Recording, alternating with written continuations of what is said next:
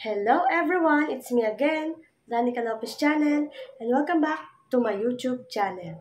For today's video guys, meron na ako i-share sa inyo at napakasaya ko dahil finally guys, after how many months ay dumating na nga yung aking pinakahihintay. So ito nga yung sahod ko dito sa YouTube. Ayan, so finally guys, dumating na siya after 8 months at nagkaroon din ako ng sweldo ulit dito sa YouTube. So, ngayong year, isang beses pa lang akong sumahod. So, samahan niyo akong i-share sa inyo kung ano nga ba yung mga ginawa ko sa aking sahod. So, tara, let's go!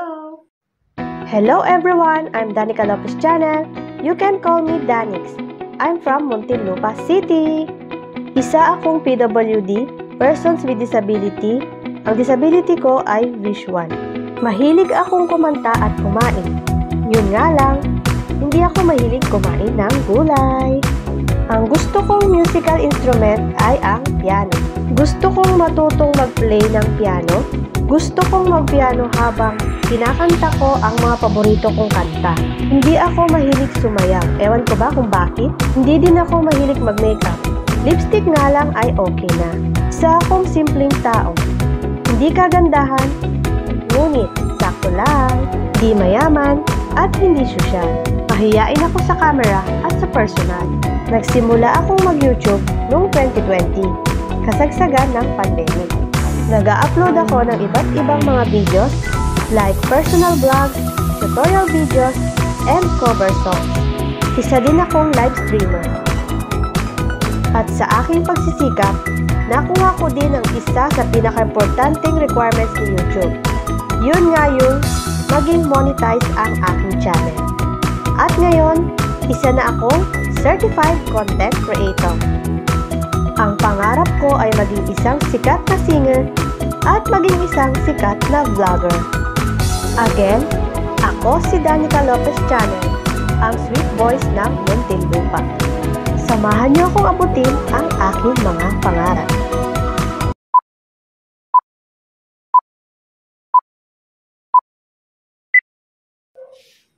Hello everyone! It's me again, Danica Lopez Channel, and welcome back to my YouTube channel.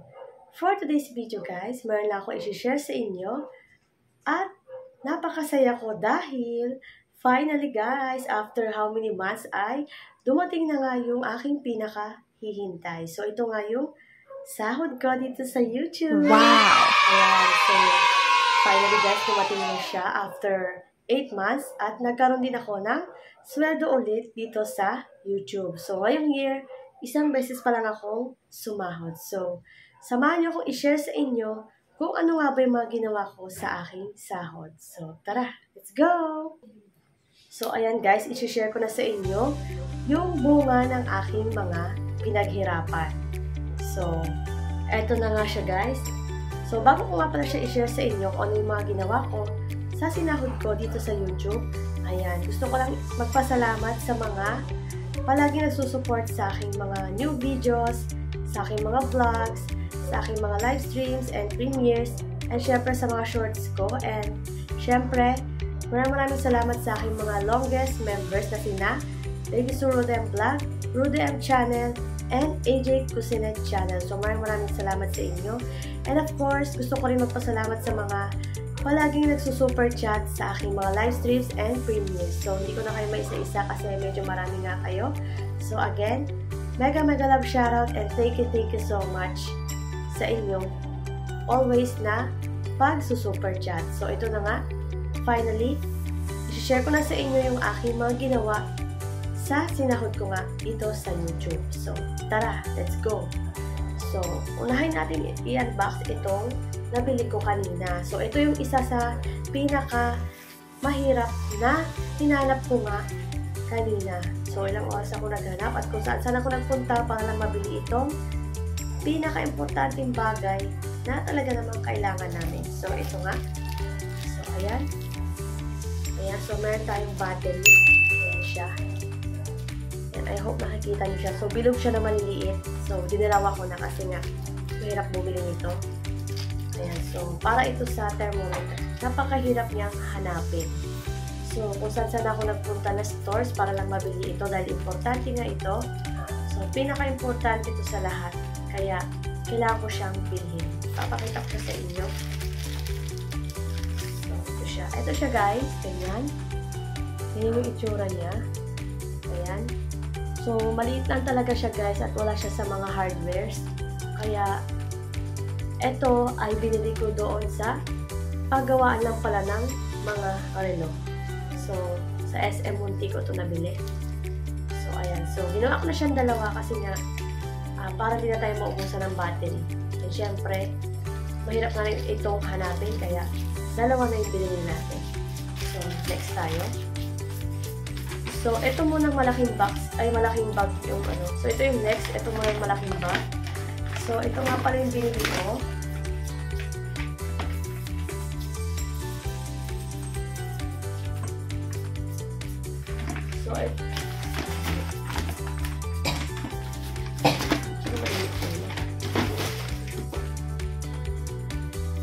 So, ayan guys, kukunin ko na yung binili natin. So, ito nga yung una natin i-unbox. Este pangalawa. So, ito nga siya. So, ayan. Binili ko ito sa Japan Home Center sa Festival Mall. So, ito yung unang-una kong binili. Ayan, bukod sa battery. So, ito yung pinaka-una kong binili dahil wala naman yung battery. So, tara, buksan na natin siya. Ayan, so, hulaan nyo guys kung magkano to. Ayan, so, kung magkano siya, hulaan nyo. Ayan, so, tanggalin natin siya sa resibo.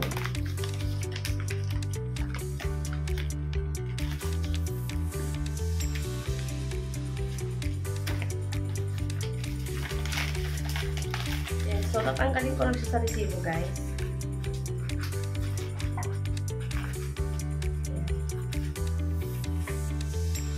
So, hulaan nyo guys kung ano yung binili ko dito sa Japan Home Center.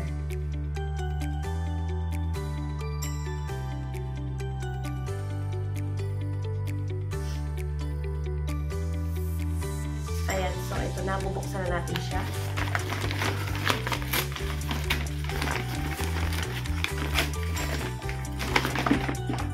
So, importante rin pala itong mga binili ko. So, may naman ako bumili na hindi naman importante.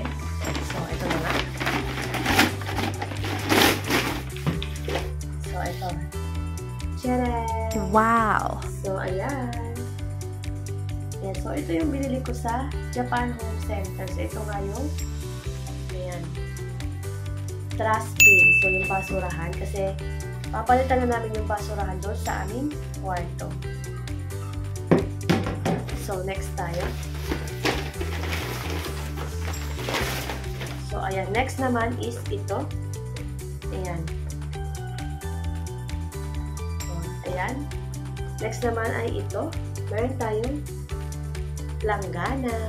So, ayan. Dito namin ilalagay yung aming mga maliit na labahin. Tulad ng mga panty, bra, ganon. So, ayan. So, diba? Ang cute niya. Hello Kitty pa talaga yan, guys. Yan guys, so, color pink na Hello Kitty. So, ayan. Ang cute, diba? So, next tayo.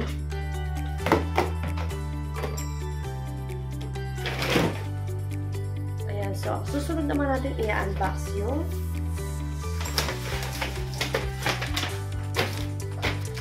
eto naman guys, yung pangalawa kong binili. So, ayan siya. Sa Pet Express para ito kay Horton. So, sabi ko nga sa kanya, pag sumahod na ako, bibilan ko siya ng treats. Wow! Pakita ko sa inyo yung treats niya. So, hulaan nyo rin ito kung magkano. Charot lang. Ayan.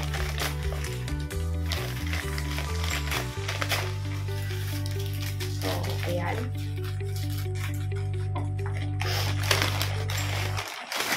So, ayan. So, ito nga pala yung mga treats niya. Wow! So, bagong treats niya to. So, papatikimin namin siya nitong treats. Yan. So, ito lang kasi nakaya ng budget ko. Kaya ito lang yung bibilihin ko para sa kanya. So, ayan. O, diba? May snacks pa yung aming aso. Sana all may snacks. Ayan. Ito pa sila may snacks. Ayan. So, next tayo. Ibalik muna natin sa bag.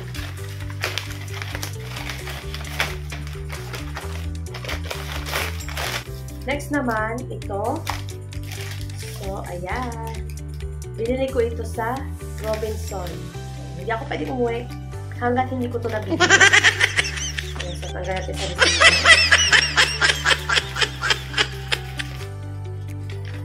So, ito ay mga kailangan ko rin naman. Ayan, so, ibuksan natin.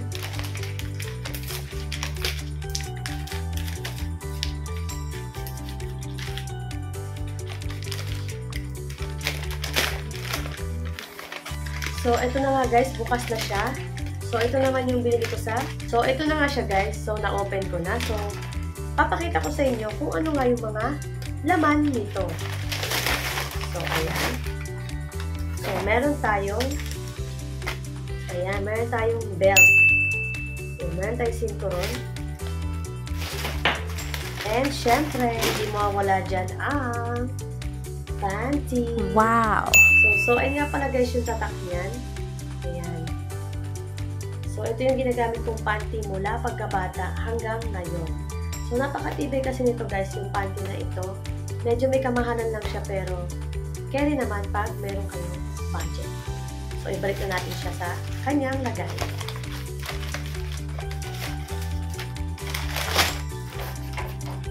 So, ito naman yung pinaka-last na aking binili. So, ito naman yung binili ko sa SM Muntinlupa. So, nag-SM na ako. So, ayan. So, i-open na natin siya. Importante rin to guys kasi kailangan na kailangan ko to dahil wala na ako nito at masisira na kasi. Kaya, kailangan natin siyang bumili ng, kailangan din natin bumili ng bago. Masira na yung bago.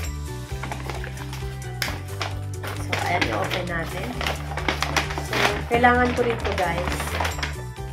So, ayan. Tcharam! Wow! Ayan, so, meron akong nabiling slippers.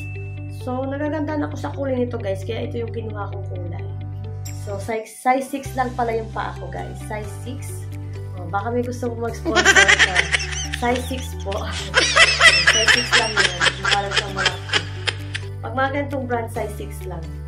Okay, so, napakaganda kasi nito guys. Gusto ko yung mga ganitong klaseng chinelas kasi magagaan lang siya sa paa. So, ayan. So, ayan lang guys yung mga binili ko at ginawa ko sa aking sahod. Siyempre, bumili rin kami ng aming kakain. And siyempre guys, hindi rin mawawala dyan yung pagkain. So, bumili rin ako ng aming ulam for today. So, ayan. So, bukas naman, kasi meron pa naman konting tira, ayan, so, bibili ako ng aking gamot. Kung ano lang yung magkasya dun sa mga gamot ko, yun lang muna ang aking bibilihin. So, malalaman ko bukas kung ilang gamot ba yung mabibili ko. Kasi medyo may kamahalan guys yung mga gamot ko. Kasi medyo marami akong iniinom ngayon. Ayan, so, and then, yung iba pang natira dun sa sinahod ko ay pangbabayad ko nga sa aking mga utang. So, nagkaroon kasi ako ng utang before. Kaya, sabi ko nga sa sahod ko ay babayaran ko siya. Kasi ginamit ko siya sa aking pagpapagamot. Ayan, so, kaya ako nagka-utang. So, again, maraming salamat guys sa mga sumusuport sa akin, sa always na sumusuport sa akin. Hindi ko na kayo maisa-isa. Ayan. Sa mga taong palaging nandyan and sa mga kaibigan ko sa YT. Ayan. At sa mga supporters ko din, syempre, maraming salamat. And sa mga di pa nakasubscribe sa aking YouTube channel, huwag niyo akong kalimutan i-subscribe sa aking YouTube channel. And syempre, pakiclick nyo na rin ang notification bell para mag-updated kayo sa aking mga susunod na uploaded videos. So, I hope guys, nag-enjoy kayo sa aking vlog for today. Again, this is Danica Lopez channel, and thank you for watching. See you again on my next vlog. Don't forget to like and subscribe. Bye!